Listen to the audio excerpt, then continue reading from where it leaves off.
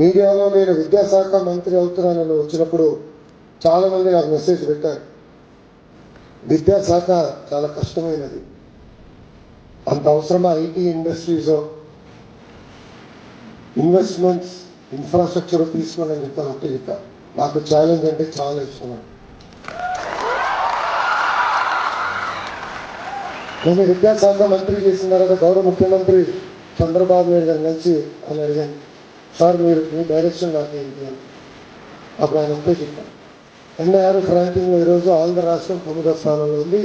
5 సంవత్సరాల్లో 3వ స్థానానికి మీరు తీసుకురావాలి.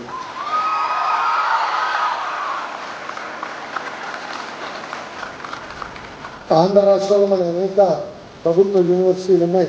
కనీసం ఒక్క యూనివర్సిటీ అయినా టాప్ 100 యూనివర్సిటీస్ వరల్డ్లో తీసుకురమ్మని గౌరవ ముఖ్యమంత్రి గారు నాకు ఆదేశాలు జారీ చేశారు.